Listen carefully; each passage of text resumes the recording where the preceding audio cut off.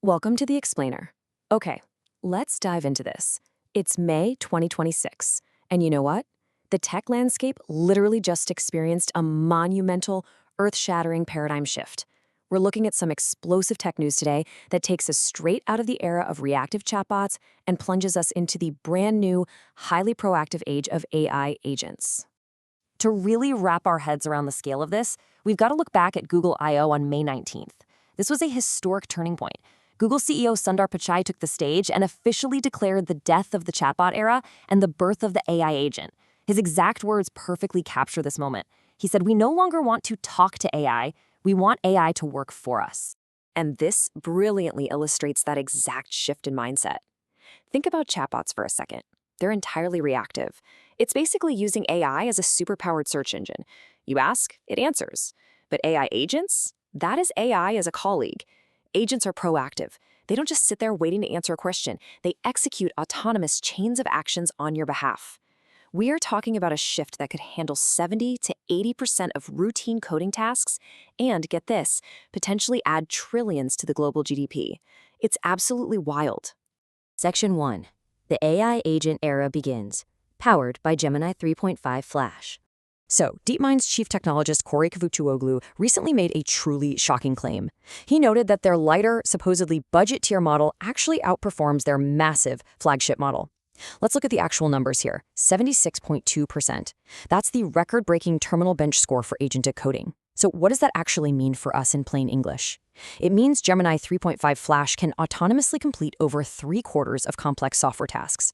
We're talking about running code, debugging it, installing dependencies, all completely without human intervention. No way, right?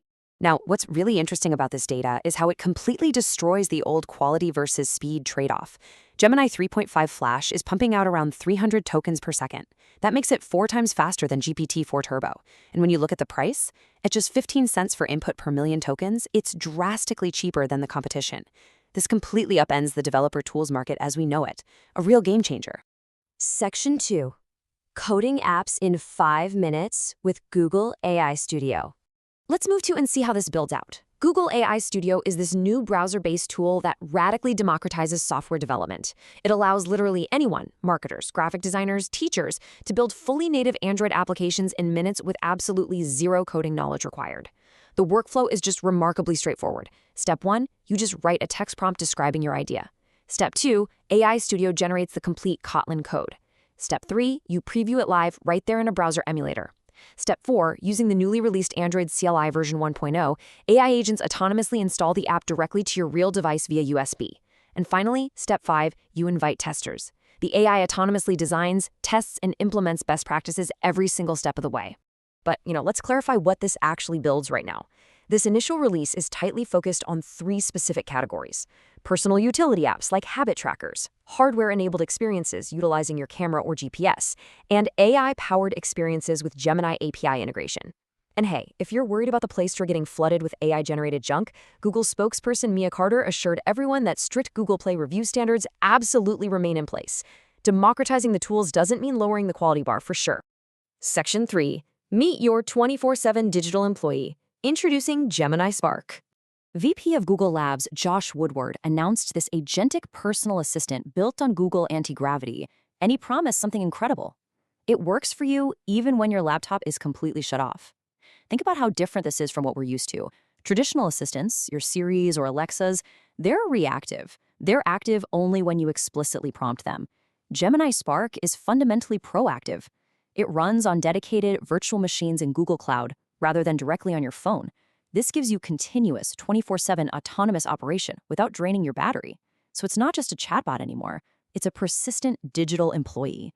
So the crucial point is the sheer depth of this integration.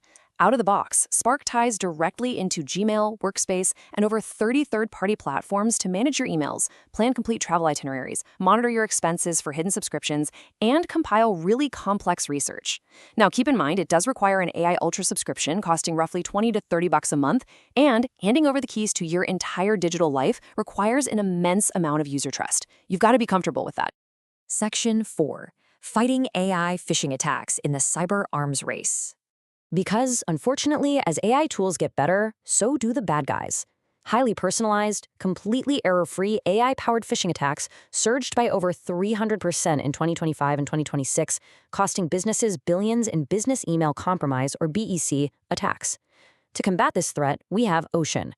Founded by Yoav Finkelstein, who's actually a former researcher for Israel's Iron Dome defense system, Ocean is an agentic email security platform.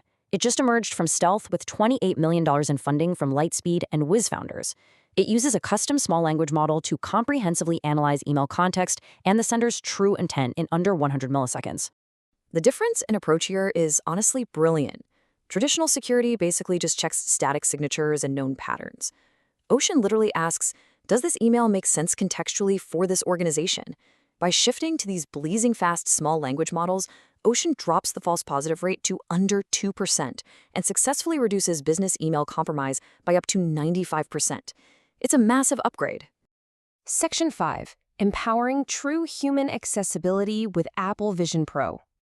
While Google is laser-focused on productivity, Apple's May 19th announcements showed how AI brings tangible, life-changing human benefits through new accessibility features powered by Apple Intelligence. This is truly profound stuff. Apple is repurposing the $3,500 Vision Pro's UI navigation system to let users control physical motorized wheelchairs entirely without hands.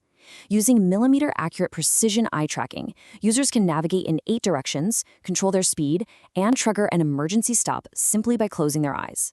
It integrates perfectly with Tolt and Alucci drive systems, fundamentally restoring mobility, independence, and human dignity.